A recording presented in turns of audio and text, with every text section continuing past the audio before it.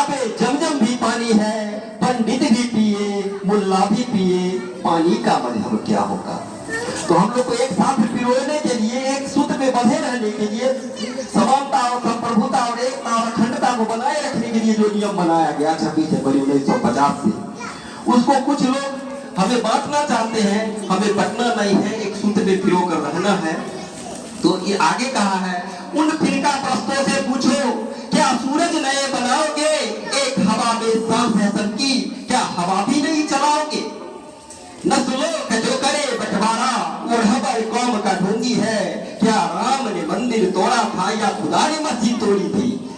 तो मेरे साथियों, तो हम लोग एक सूत्र में बनकर रहने वाले हैं, चाहे जितने जाति धर्म समुदाय के लोग हैं। हम लोग के लिए जो कानून बनाया गया 26 जनवरी 1950 को, उस कानून के तहत हमारे देश में सभी धर्मों को एकता और अखंडता बनाए रखने के लिए जो संविधान बनाया गया, और आज तक उसी संविधान के नियम कानून से हम लोग चलते आ रहे हैं और हम आगे चलते रहेंगे।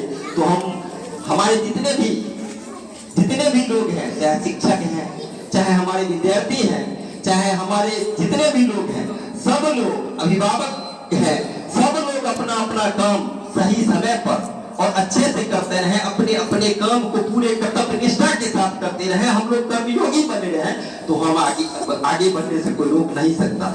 इसी कर्म पर हमारे श्री कृष्ण जी ने कहा है कि कर्म में अगर सच्चाई है तो कर्म कहाँ निष्फल होगा, हर संकट का हल होगा, आज नहीं तो कल होगा। कर्म में अगर सच्चाई है तो कर्म कहाँ निष्फल होगा, हर संकट का हल होगा, आज नहीं तो कल होगा। सूरज जितना तपता है उतनी ही आगे बढ़ता है, हीरे को जितनी धार चढ़े उतना खूब चमकता है, मिट्टी का बर्तन पकता है तब धुल पर खूब खनकता है। सूरज जैसा बनना है तो सूरज जैसा चलना होगा, नदियों सा आदर पाना है तो पर्वत छोड़ निकलना होगा। हम मानव के बेटे हैं, क्यों सोचे राह सरल होगा, कुछ वक्त लगेगा ज्यादा लेकिन हर संकट का हल होगा, आज नहीं तो कल होगा। तो हम लोग को अपना काम पूरी ईमानदारी पूर्वक करते रहना है, और जब जब असफलता मिले उसको दूर करते हुए, हम दिनकर की लास्ट पत्ती कहते हुए, असफलता एक चुनौती है, उसे स्वीकार करो, क्या कमी रह गई देखो और सुधार करो, जब तक न सफल हो चैन को त्यागो तुम, संघर्षों का मैदान छोड़कर मत भागो तुम। जय हिंद, जय भारत।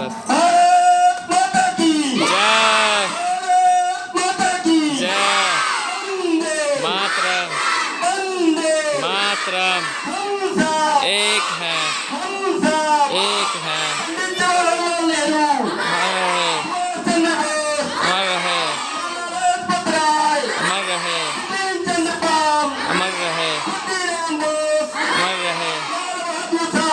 अमर रहे, मातरम, एक है, भारत माता की जय, माता की जय।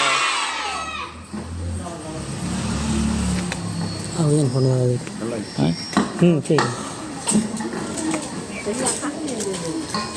संविधान पे चलने का प्रण लेता है, तो आज भी हम इस झंडे के नीचे हम सब प्रण लेते हैं कि अपने देश के संविधान को हर हाल में लागू करेंगे और इसको मजबूती देंगे। बस इन शब्दों के साथ मैं अपनी बात करूँगा।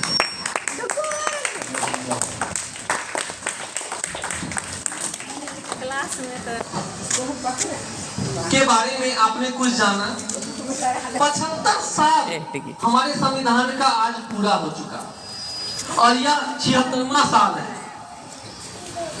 गणतंत्र दिवस में जो संविधान होता है वो रूल है हमारे लिए, हम आपके लिए रूल है, कोई गलत राह पर ना चले। अगर आप कुछ गलती करते हो, कोई चोर चोरी करता है तो क्या होता है, पुलिस उसे पकड़ के ले जाती है ना। तो इसीलिए ना गलती करना है ना गलती करने देना है, और सभी को यह सिखलाना है कि हम सब एक हैं, भाई भाई हैं, हम सब एक साथ हैं, एक सूत्र में बने हुए हैं। आप लोग भी कभी झगड़ा मत करना, क्योंकि जो आपके पास होता है वही आपका साथ देता है। कहाँ है? देता है ना? तो इसीलिए आप लोग खूब मन लगा के पढ़ो और सब आगे बढ़ो। पेट्रोल पंप अगर कुछ जहाँ भी जल्दी आप अच्छा हो रहा है तो और अच्छा होगा, उससे और अच्छा करने का प्रयास करो। जूम करके आप सब फोटो आज के दिन 26 जनवरी में सभी समय से आए, बहुत अच्छा लगा। आप लोग मस्त है। दूसरे को मोटिवेट भी करो कि कहीं भी समय का ख्याल बिल्कुल रखें, पता है फोन कौन है? हाँ तभी हम सब कुछ कर पाएंगे और देश आगे बढ़ भूल गए पाएगा। थे। और कोई भी काम, कोई भी कार्य कहीं भी समय पे करना बेटा, नहीं तो एग्जाम आपके लिए ट्रेन नहीं रुकती, तब पहले निकलिए ट्रेन चली जाती है, आप पीछे के पीछे छूट जाओ। बोले ना 10 बजे तक 11 बजे। ठीक है? वाह और हमेशा आगे रहने का कोशिश करना।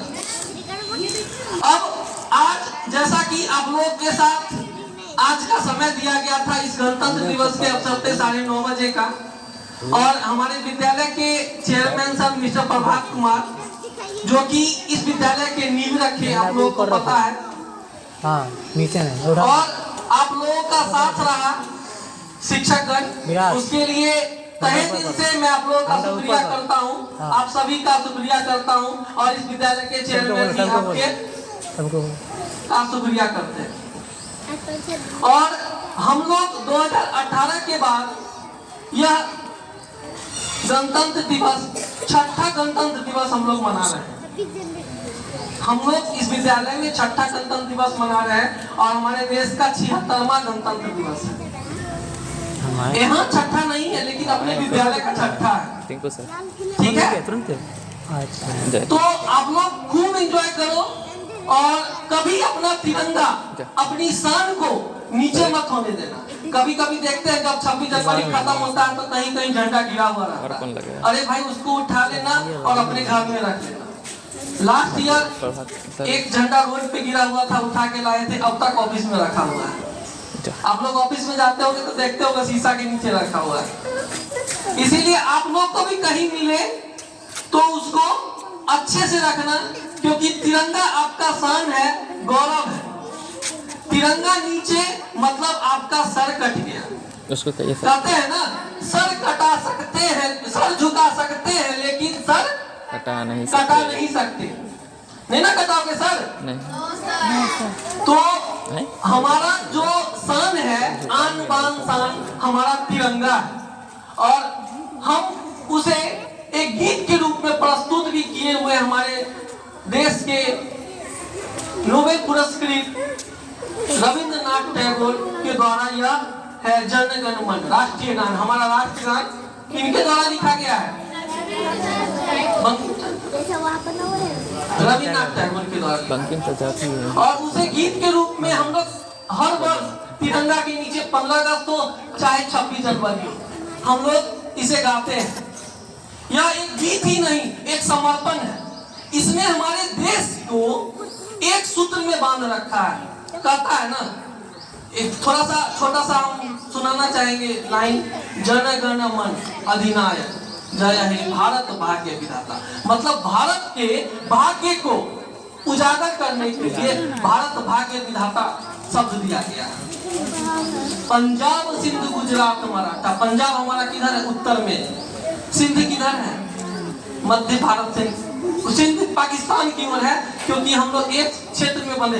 सिंध जो क्षेत्र है वो सिंधु नदी का क्षेत्र है, जो कि तिब्बत पहाड़ी से निकलकर जम्मू कश्मीर होते हुए पाकिस्तान में जाती है। पाकिस्तान भी भारत का अंग है। ऐसे पंजाब भी पाकिस्तान में है, लेकिन पंजाब का कुछ अंग हम पंजाबी क्या कहता है हमारे देश में भी है। पंजाब सिंध गुजरात। गुजरात जस्ट नीचे इस कॉर्नर में, जैसे इंडिया का मैप आप नीचे देख रहे हो, इस कॉर्नर में गुजरात। पंजाब ऊपर, सिंध, पंजाब सिंध गुजरात मराठा। मराठा नीचे।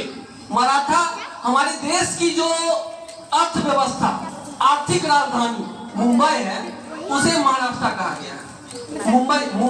मुंबई में देश का जितना भी पैसा आना और जाना मुंबई के द्वारा ही होता है। आप लोग मुंबई, महाराष्ट्र, पंजाब सिंध गुजरात मराठा द्रविड़ उत्कल बंग। हर्षद में द्रविड़ बंगाल में द्रविड़ बंगाल के क्षेत्र को कहा गया, द्रविड़ उत्कल उड़ीसा का क्षेत्र और बंग बंधु बंगाल को ही कहा गया। और बंगाल बिहार बंगाल उड़ीसा यह जो एक रेसिडेंसी था अंग्रेज के जमाने में भी, बंगाल बिहार और उड़ीसा तीनों एक क्षेत्र था। और हम लोग जो है गंगा के उत्तरी भाग में है और पटना जो है दक्षिणी भाग में है। यह फिर भी गंगा जो है हमारे देश की सबसे लंबी नदी में है, दक्षिण भारत की सबसे लंबी नदी गंगा ही है, जिसको गोदावरी हम लोग कहते हैं।